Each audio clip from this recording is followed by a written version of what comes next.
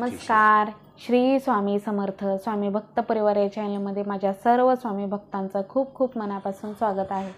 तर तुमचा दिवस खूप छान असा आनंदात जाऊ देत, तुमच्या मनातल्या सर्व चांगल्या इच्छा पूर्ण होऊ देत, हीच आपल्या स्वामींच्या चरणी प्रार्थना करते आणि आपल्या सुंदर अशा व्हिडिओला सुरुवात करते. तर आजचा व्हिडिओ खूप छान आहे. चैत्र नवरात्र चालू आहे, तर चैत्र नवरात्रीनिमित्त आपल्याला कुलदेवीचा कुलाचार, कुलस्वामिनीचा आपल्या कसा करायचा आहे ते सांगणार आहे. तर बघा, व्हिडिओ न स्किप करता शेवटपर्यंत पहा. आवडल्यास लाईक करा, इतरांसोबत शेअर करा आणि असेच आपले नवनवीन व्हिडिओ पाहण्यासाठी स्वामी भक्त परिवार या चॅनलला सबस्क्राईब करा. तर बघा, आता चैत्र नवरात्र चालू आहे आणि वर्षातनं हा महिना खूप महत्त्वाचा आहे आपल्यासाठी, कारण ह्या महिन्यामध्ये आपला कुलाचार करतात आपण आपल्या कुलदेवी कुलस्वामिनीचा. तर बघा, तर कुलाचार काय करायचा आहे, तर बघा आता चैत्र पौर्णिमा आलेली आहे. तर चैत्र पौर्णिमे दिवशी आपल्या देवीची ओटी भरायची. तर त्या दिवशी देवीची ओटी कशी भरायची आणि देवीला काय काय करायचं, तर हे पूर्ण व्हिडिओमध्ये सांगणार आहे मी. तर बघा, आता ही चैत्र पौर्णिमा जी येणारी आहे, तर त्या चैत्र पौर्णिमे दिवशी जर तुमच्या घरामध्ये देवघरामध्ये कुलदेवीचा टाक असेल, तर सर्वप्रथम कुलदेवीच्या टाकावरती पंचामृताने अभिषेक करायचा आहे आणि अभिषेक करून झाल्यानंतर कुंकुमार्चन करायचं आहे आणि हळदी कुंकू लावून मोठं ताट घ्यायचं. त्या ताटामध्ये साडी घ्यायची, ब्लाऊज पीस घ्यायचा, एक नारळ घ्यायचा, देवीला गजरा घ्यायचा, हिरव्या बांगड्या घ्यायच्या आणि अशा प्रकारे देवीची 5 वेळा तांदूळाने ओटी भरायची. तर अशा प्रकारे तुम्ही तुमच्या आपल्या कुलस्वामिनीचा कुलाचार करायचा आहे. आणि त्या दिवशी चैत्र पौर्णिमे दिवशी पुरणपोळीचा नैवेद्य करून 5 परड्या तरी तुम्हाला भरायच्या आहेत. तर अशा प्रकारे कुलस्वामिनीचा आपल्या कुलाचार करतात.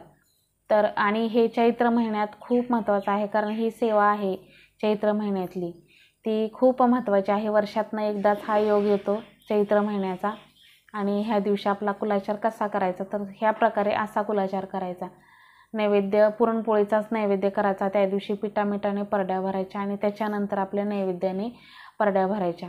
तर अशा मी पाठीमागं पण एका व्हिडिओमध्ये दाखवलेला आहे परड्या कशा प्रकारे भरतात चैत्र महिन्यात. चैत्र पौर्णिमेला हा सर्व कुलाचार आपल्याला करायचा आहे. तर आता सप्तमी, अष्टमी आणि नवमी, तर हे 3 दिवस तर आलेले आहेत, त्या दिवशीही करू शकता. नसेल तर आपल्या चैत्र पौर्णिमे दिवशी तुम्ही देवीची ओटी भरून यथार्थ देवीचं सगळं कार्य करायचं आहे. तर पंचामृताने अभिषेक आणि कुंकुमार्चन करायला विसरायचं नाही, कारण वर्षातनं ह्या महिन्यामध्ये कुंकुमार्चन जे करतात त्याचं फळ खूप मोठं आहे. कारण एरवी तर तुम्ही पौर्णिमेला करताच, पण ह्या महिन्यामध्ये जी सेवा कुलस्वामिनीची तुम्ही कराल त्याचं फळ तुम्हाला डायरेक्ट मिळणार आहे. तर बघा, म्हणूनच मी तुम्हाला सांगते की चैत्र पौर्णिमा ही आपल्याला खरंच खूप सर्वात महत्त्वाची पौर्णिमा आहे. तर त्या दिवशी तुम्हाला सर्व कुलाचार करायचा आहे आणि यथार्थ सर्व देवीचं कार्य करायचं आहे. तर बघा, त्या दिवशी तुम्ही सर्व देवीचा पंचामृताने अभिषेक घालून कुंकुमार्चन करून छान अशी देवीची ओटी भरायची. देवीची ओटी कशी भरायची हे मी पण सांगितलेलं आहे. एक साडी घ्यायची, ब्लाऊज पीस घ्यायचा, तांदूळ घ्यायचे आणि 5 वेळा तांदळाने ओटी भरायची, नारळ घ्यायचा, गजरा घ्यायचा आणि सर्व काही घेऊन यथार्थ देवीची ओटी भरायची. आणि ती ओटीचे ताट जे आहे ते आपल्या देवीपुढे ठेवायचं. जर आता मी इथं परडी आहे तर इथंच ठेवणार आहे माझ्याकडं. आणि कुलस्वामिनीचा टाकसुद्धा देवघरामध्ये आहे, तर कुलस्वामिनीच्या टाकावरती पंचामृताने अभिषेक घालणार आहे. तर बघा असं, आणि तुमच्याकडं कुलस्वामिनीचा टाक असेल तर त्याच्यावरती अभिषेक आणि कुंकुमार्चन करू शकता तुम्ही. आणि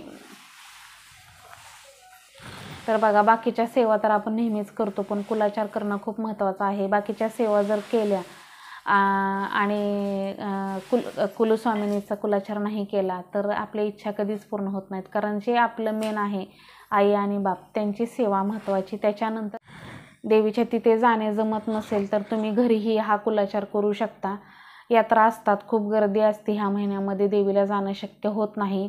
तर तुम्ही तुमच्या देवघरामध्ये देवीचे टाक असतील, फोटो असेल तर त्याच्यावरतीच तुम्ही हे सर्व प्रयोग करायचे आहेत. अभिषेक, कुंकुमार्चन आणि आपली ओटी भरायची देवीची.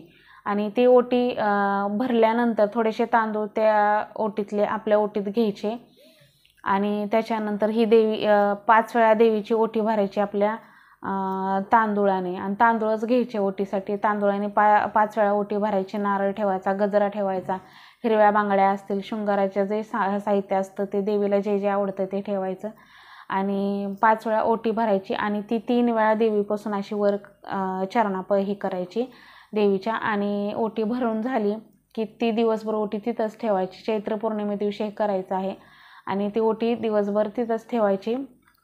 आणि जर तुम्ही देवीला जाणार असाल त्या महिन्यामध्ये, म्हणजे आता चैत्र महिना चालू आहे अष्टमीपर्यंत, तर त्यावेळेस ती ओटी तुम्ही देवीला तिथं ती जी आहे तर तिलाच देऊ शकता तुम्ही. पण साडी चोळीची ही ओटी ह्या महिन्यामध्ये खरंच वर्षातनं एकदा तर 2 वेळा तरी करणं गरजेचं आहे. नसेल जमेल तर 1 वेळा तरी देवीला साडी चोळी करावी. तर हा खूप म्हणजे हा महिना खूप मानला जातो आणि ह्या महिन्यामध्ये सर्व कुलाचार केलेला पूर्ण त्याचं फळ मिळतं. तर बघा, ती ओटी जर तुम्हाला तिथं देवीला देणं झालं तर शक्य झालं तर तुम्ही जाऊन देऊ शकता. नाही शक्य झालं तर ती साडी तुम्ही स्वतः घरी घातली तरी चालेल, तसंच काही हे नाही. तर अशा प्रकारे सुंदर अशी देवीची ओटी भरा. त्या दिवशी देवीला अभिषेक, कुंकुमार्चन सर्व काही तुम्ही घरी देवीचं यथार्थ सर्व कुलाचार करा. तर आजचा व्हिडिओ तुम्हाला कसा वाटला हे नक्की मला कमेंटमध्ये सांगा. आवडल्यास लाईक करा, इतरांसोबत शेअर करा आणि असेच आपले नवनवीन व्हिडिओ पाहण्यासाठी स्वामी भक्त परिवार या चॅनलला सबस्क्राईब करा. चला तर भेटूया आपण पुढच्या छानशा नवीन व्हिडिओसोबत. तोपर्यंत सर्वांना श्री स्वामी समर्थ. जय जय स्वामी समर्थ.